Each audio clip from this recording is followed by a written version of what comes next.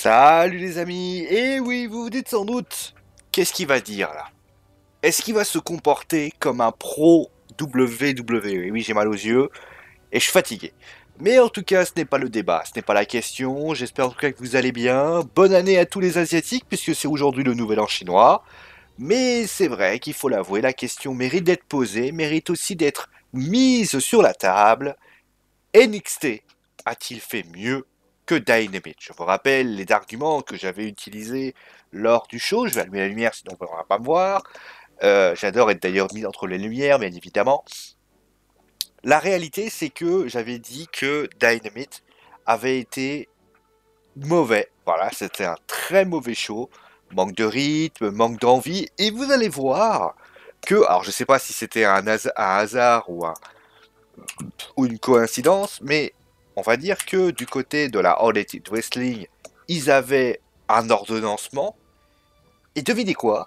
Ils ont eu quasiment le même à la WWE, mais avec des matchs un peu plus courts, c'est-à-dire qu'on avait 6-7 matchs du côté de la All Elite Wrestling, et du côté de la WWE, on avait 1, 2, 3, 4, 5 et 6 matchs.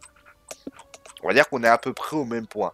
Et vous allez vous rendre compte que la WWE, le show qui a été proposé, avait, alors, avec quelques modifications bien évidemment, mais avait à peu près le même ordonnancement, la même organisation, c'est-à-dire qu'on avait au départ un match par équipe, après nous avions un match féminin, il y a eu ensuite un six-man tag du côté de la All Elite Wrestling, mais il y avait aussi un match entre, si je me souviens bien, il y a eu un match entre Balor un match entre Balor et Joaquin Wilde. Après, il y a eu un deuxième match féminin entre Shayna Baszler et Shotzi Blackhearts. Et après le deuxième match de Steel Tag Team Classic. Et enfin, le match pour le titre nord-américain de la WWE opposant Keith Lee à Roderick Strong. Alors, il faut savoir, pour information, que quand on regarde bien l'ordonnancement une nouvelle fois du show, on constate qu'il y a quand même des points qui sont ressemblants du côté de la All Elite Wrestling. Il y avait un match par équipe, notamment comptant pour les titres par équipe de la All Elite Wrestling.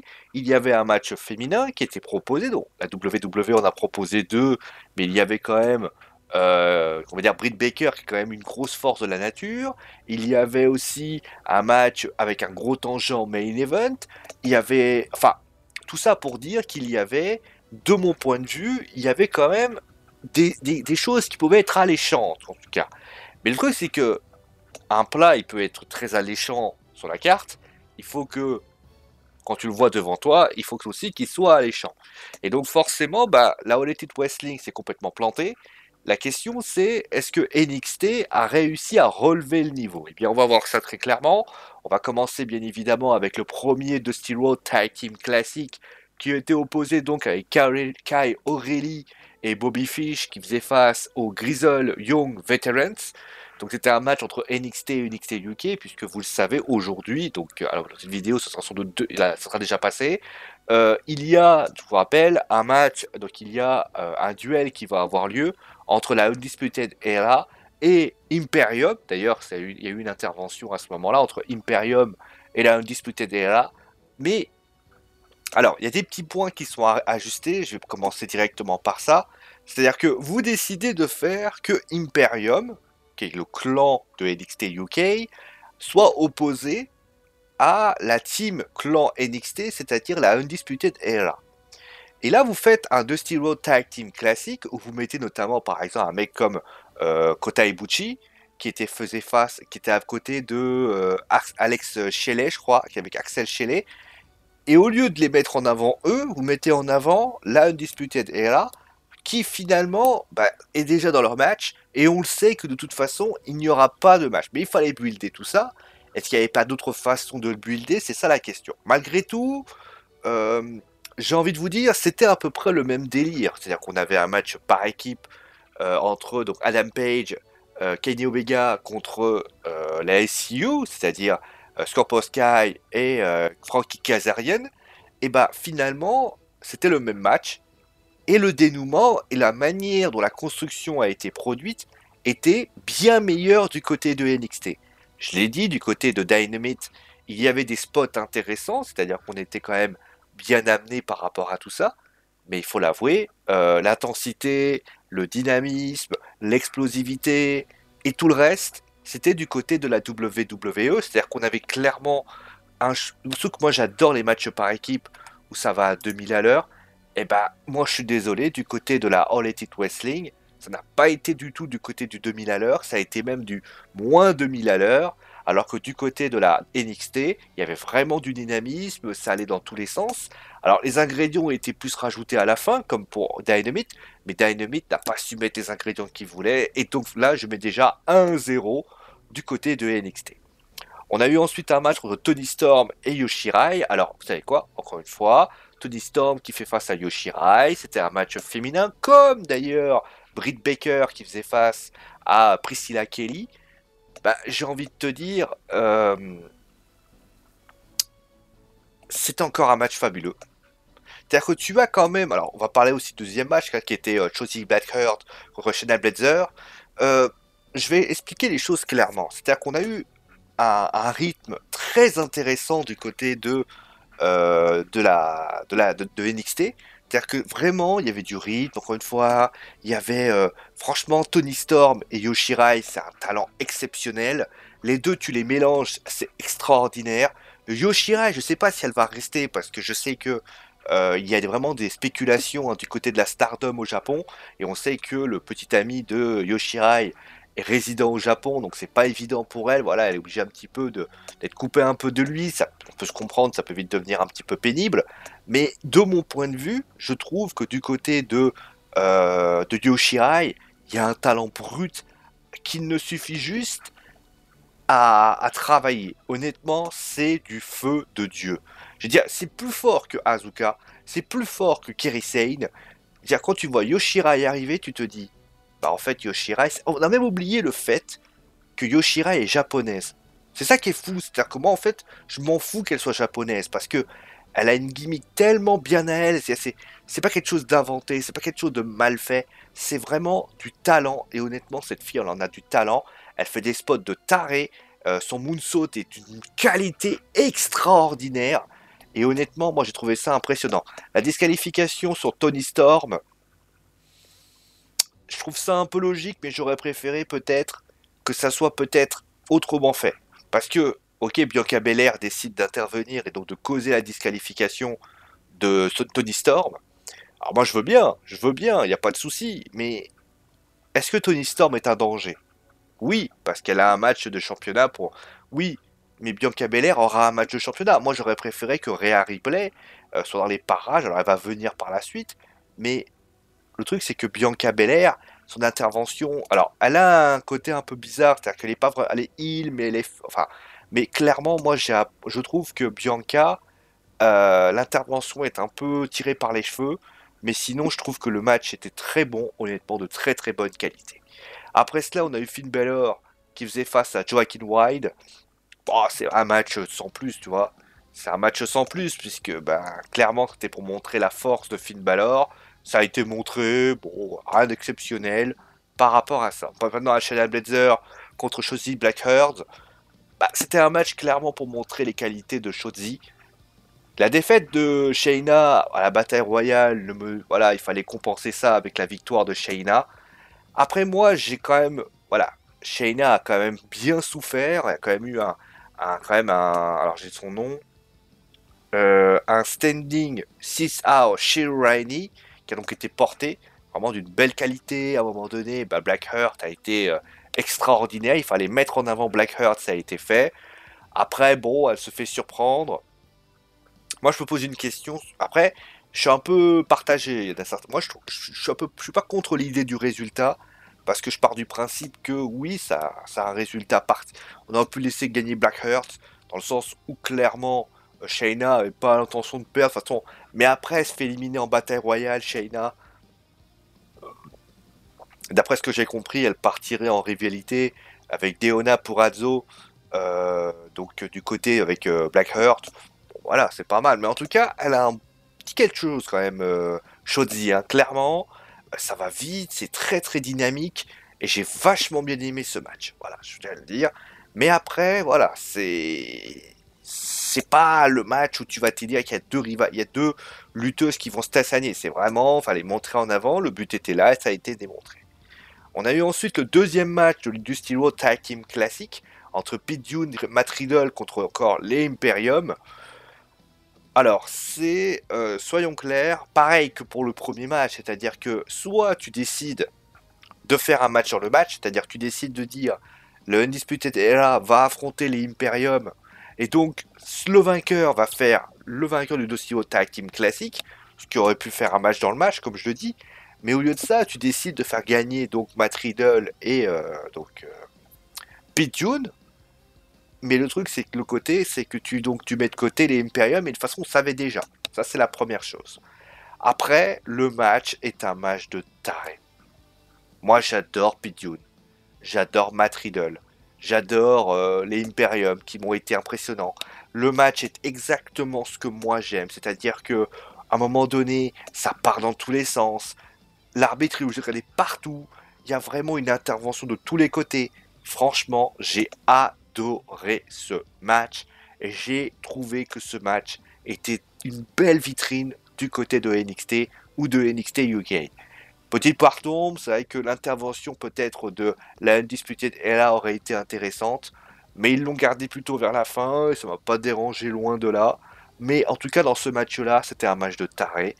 Et moi, j'ai juste envie de leur dire félicitations parce que c'est ça qu'on aime. C'est justement bravo, messieurs.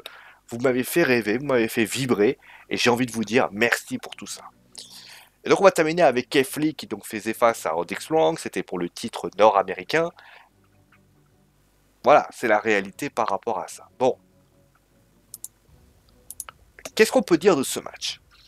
Je sais que certains vont me dire, oui, messieurs, quand tu regardes le match, il n'y avait pas de rythme. Et j'ai envie de leur dire, ils ont raison. Ce match n'avait pas énormément de rythme.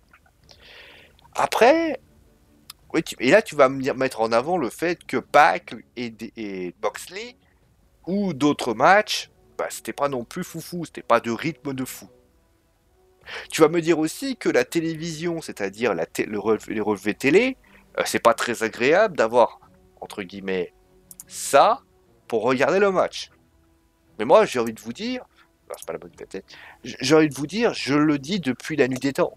Je considère que cette bêtise de la petite vignette pour, entre guillemets, justifier le fait que tu peux mettre de la pub, c'est de la merde. C'est de la merde. Moi, j'aurais commenté ça, j'aurais trouvé ça nullissime. Parce que j'estime qu'il faut. À un moment donné, c'est la pub, c'est la pub. Tant pis pour le spectateur, parce que moi, je suis désolé. Est-ce que pour vous, si vous mettez ça, vous allez vous allez regarder ce que je dis? Bah non, puisque l'image que vous voyez, c'est finalement ce que je vais vous montrer là. Donc clairement, ce n'est pas très utile de faire ça. Ce n'est pas très utile, mais bon, après voilà. Mais d'un côté, j'ai envie de vous dire... Donc, encore une fois, j'ai envie de vous dire, oui, dans vos arguments, il y a du vrai.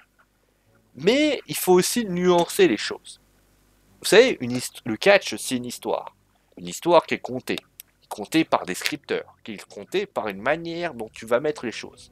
Et le truc, c'est que, de par cette cohérence, ou cette incohérence, tu vas essayer de comprendre où ils veulent nous emmener. Si c'est cohérent, moi je trouverais ça normal. Mais si c'est incohérent, on va râler. C'est comme par exemple dans l'animé de Dragon Ball Super, pourquoi Sangoku est considéré comme un échec?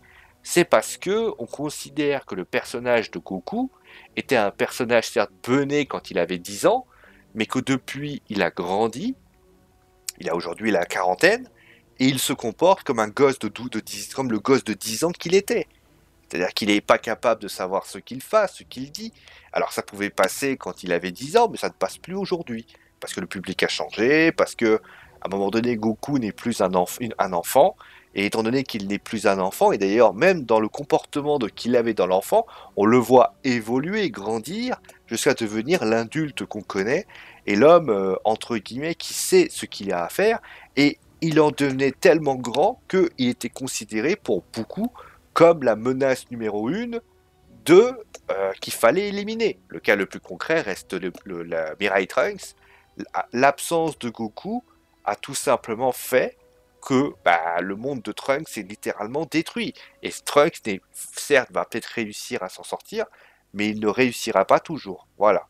Et vous verrez que dans les années qui viendront, peut-être qu'il reviendra voir Goku en disant moi j'ai un problème, parce que le monde où vit Goku est un monde où le monde où il ne vit pas Goku, justement, voilà. Mais voilà, mais depuis, bah, il est devenu un bonnet complètement crétin, où il se bat avec, où il passe pour le crétin. Voilà. Et le truc, c'est que, bah, justement, pour revenir au catch, l'histoire de Keith Lee contre Roderick Strong est une histoire qui, certes, dans la technicité, dans l'intensité, manque, mais je trouve qu'en termes d'émotion, il y a quand même des choses qu'on a retirées. Déjà, pourquoi le genou? Parce qu'il fallait vendre le genou. On nous l'explique, voilà, ça raconte. On a un lutteur qui, pour ainsi dire, est une force de la nature, qui est capable de voler, capable de faire mal à son adversaire, qui est capable justement de détruire n'importe qui avec n'importe quoi.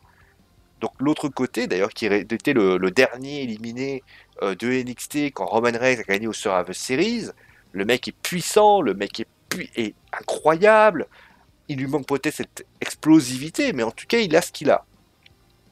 Et le truc, c'est que bah, on décide de lui enlever cette puissance de par sa blessure au genou. Donc tu lui redis, voilà, bah, aujourd'hui, ta blessure, elle va t'handicaper. Bah, même ça, ils le font bien. Parce que l'histoire, elle est ainsi. Mais moi, ce que j'ai aimé du côté de de NXT, c'est que, par exemple, il y avait aussi une blessure du côté de NXT, de la Elite Wrestling. Il y avait Dynamite offrait la blessure à l'œil de Dean Ambrose, aka John Moxley. À aucun moment, tu as une vraie utilisation du fait que Moxley a cette blessure à l'œil. Moi, j'aurais aimé que Pac, littéralement, soit un vrai sadique, lui mettre le mettre, je sais pas, le doigt dans l'œil, qu'il soit. Non. On peut vendre une blessure à l'œil si elle est bien gérée. Si elle est bien gérée, on peut. Quitte à imaginer aussi peut-être un côté. Je vais vous donner un exemple concret et vous allez comprendre. À un moment donné, vous avez le match qui commence, et puis d'un seul coup, il y a un étranglement des yeux, c'est-à-dire que, comme vous le savez, des fois, on a le droit de prendre, on met ses deux doigts dans l'œil, tout simplement. Mais comme Moxley a l'œil qui a simplement été blessé, il s'est blessé à l'œil, à partir de là, donc qu'est-ce qui se passe? Moxley devient en fait aveugle, il n'arrive plus à voir ce qui se passe. Tu le vois, il essaye de frapper, il frappe complètement à côté, etc. Là, il vend son truc. Le truc, c'est que Neville, en fait, Pac, bah, il se retrouve clairement au-dessus du lot. C'est-à-dire qu'il s'en prend, il attaque, il s'en prend, etc. Et c'est ce qui se passe parce que Moxley morfle. Mais au début, vous voyez, il bouge partout, ça va dans tous les sens. Mais à un moment donné, tu vois Pac qui limite, et tu as une forme. T'as Moxley qui commence à avoir une forme d'ultra instinct à un moment donné, et il arrive à détecter Pac en le faisant, en devinant où il est. Un peu mais vous savez, c'est un peu la manière de ce que faisait Rocky. Dans Rocky 2, tellement il prend des coups, Rocky, il voit plus rien. Mais, à force, il sent son adversaire et il commence à lui mettre des beignes par rapport à ça. Voilà, c'est tout. Il se fait démolir, mais voilà. Et c'est pas du tout ce qui se passe. Et donc, Kefli, bah voilà, il est blessé au genou. Ils ont joué avec ce genou, c'est très bien fait. Et honnêtement, c'est très très bien ce qui s'est passé entre Kefli et Roderick Strong. Parce que tous les ingrédients étaient bien articulés. Alors oui, c'est vrai que on va encore me dire, oui, mais tu vois, Sio, pardon de le dire, mais comment tu peux justifier ça alors qu'il n'y a pas d'intensité? Oui, mais les conséquences, les causes ne sont pas bonnes, pas les mêmes, tout simplement. Bon, on va changer un petit peu parce que j'ai envie de te dire, là, ça commence à me saouler d'avoir la même musique pendant 3 minutes. Ce que je vais vous donner comme musique. Non, ça c'est. Je vais vous donner. euh, Non, ça j'aime pas. Je vais vous donner. Oh, je vais vous donner la musique de Bardock, tiens. Bon, alors, vous savez, j'en ai parlé du côté du débriefing de la All Elite Wrestling. NXT a remonté et Dynamite a baissé.